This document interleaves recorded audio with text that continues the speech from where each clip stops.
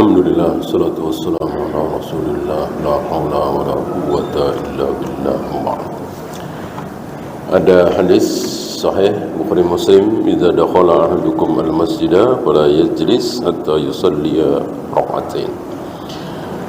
Jika salah seorang dari kalian masuk masjid, janganlah duduk sampai solat 2 rakaat. Yang dimaksud adalah tahiyatul masjid. Apakah solat tahiyatul masjid ini menjadi wajib? Tidak, walaupun ini perintah. Walaupun ini perintah, hukum asal perintah jelas wajib.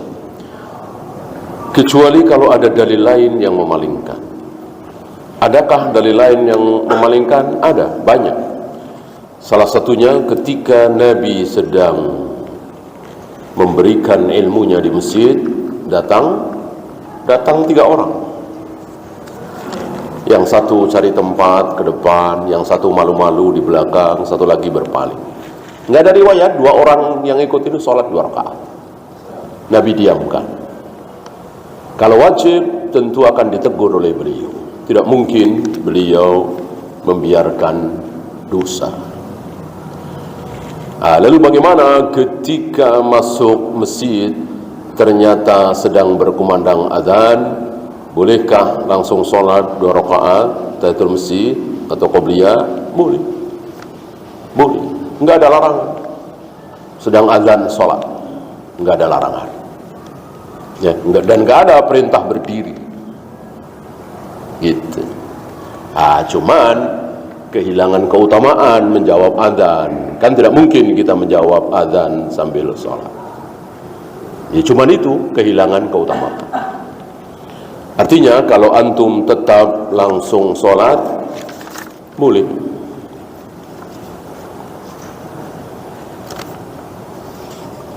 Apa 4 firqah yang merupakan firqah asal tadi? Khawarij, Qadariyah, Rafidah, Jahmiyah. Ini awalnya.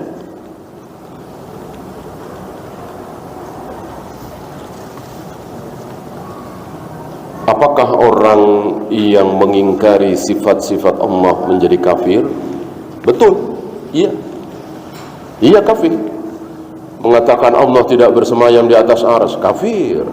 Mengatakan Allah tidak menghadapkan wajahnya ke wajah orang yang sedang sholat, kafir. Menentang ayat kan, mosok nggak kafir. Nah cuman mengkafirkan dia, mengkafirkan si A, si B, si C, tidak boleh gegabah. Harus apa istilahnya? Iqamatul hujjah. Iqamatul hujjah ini insya Allah antum nggak sanggup, saya nggak sanggup, nggak bisa. Harus ulama yang betul-betul ditopang oleh penguasa. Ya mungkin kalau di kita MUI lah ya.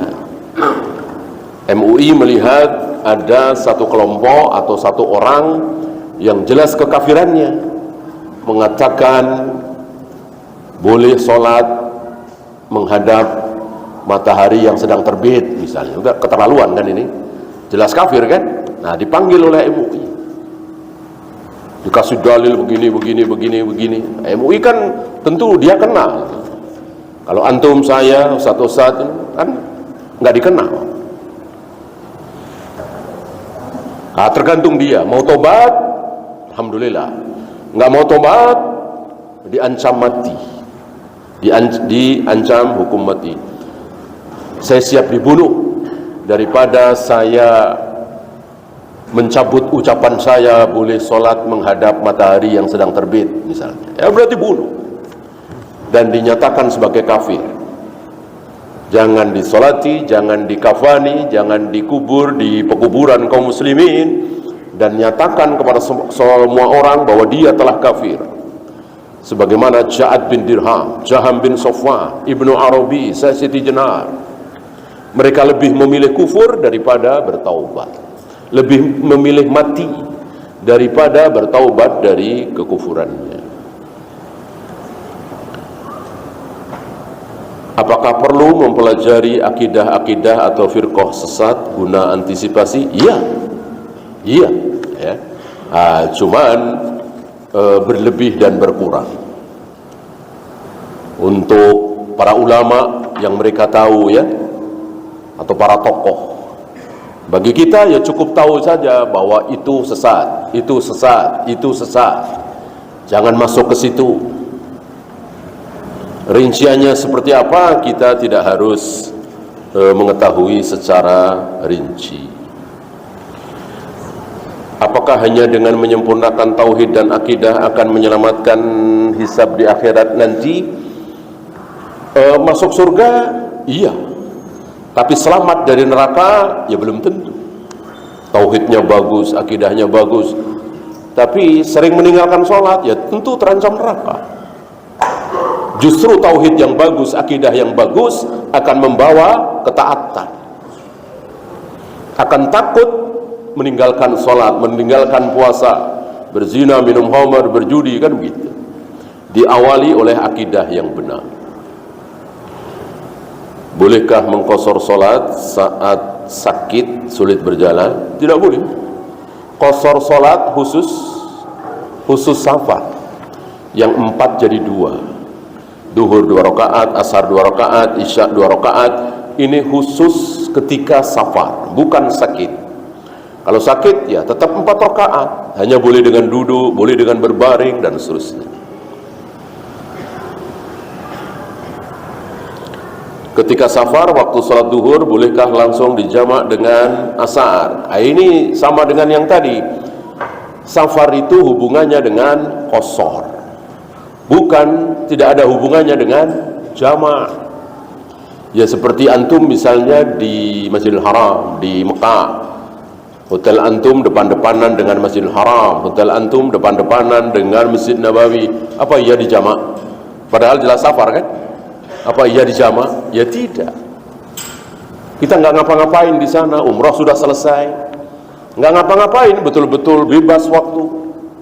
Lebih jauh lebih sibuk kita di Jakarta, kan nggak kerja di sana, cuma nunggu kepulangan. Ya ngapain dijamak? Tentu sholat duhur di waktu duhur, sholat asar di waktu asar, gitu. Sebaliknya kita di rumah nih, kita di rumah, tapi ada banjir, ada kebakaran, ada orang berdarah-darah butuh pertolongan. Boleh dijamak. Ya, ini sedang berdarah-darah, azan duhur, udah nggak usah sholat. Bawa orang yang sedang berdarah-darah ini ke rumah sakit, ngurus ini itu sampai asar. Ya, sholat duhur 4 rakaat tentunya ya, karena di dalam kota. Kemudian langsung sholat asar, padahal di rumah, karena ada sesuatu, ada masyaqqah. Berdasarkan riwayat Ibnu Abbas bahwa Rasulullah pernah menjamak zuhur dengan asar, maghrib dengan isya di Masjid Nabawi di Madinah, menempel rumah beliau dengan Masjid Nabawi kan.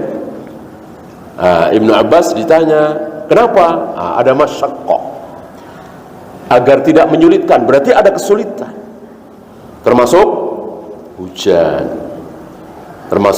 misalnya di sini pas sholat maghrib hujan deras. Maka sunnah setelah salam imam memerintahkan qomat, langsung sholat isya, tentu 4 rakaat.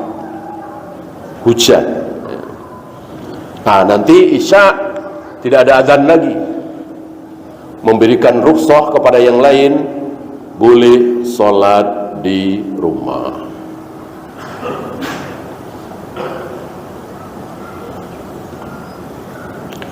Ketika imam tidak mengangkat tangan ketika takbir intiqal, bolehkah kita makmum mengangkat tangan?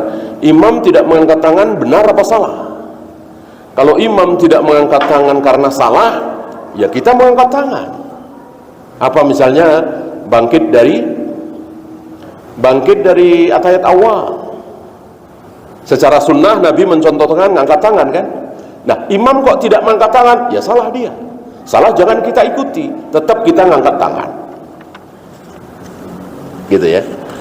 Kecuali imam tidak mengangkat tangan itu benar dari duduk ke sujud, Kan ngangkat tangan benar, tidak ngangkat tangan benar, ahyanan. Jadi dari duduk ke sujud, Nabi pernah ngangkat tangan, pernah tidak ngangkat tangan. Sama dengan dari sujud ke duduk, Nabi pernah ngangkat tangan, pernah juga tidak ngangkat tangan. Maka kita ngangkat tangan apa tidak? Ikuti imam. Ya, itu saja. Subhanakallahumma bihamdika asyhadu an la ilaha illa anta astaghfiruka wa atubu ilaik. Assalamualaikum warahmatullahi wabarakatuh.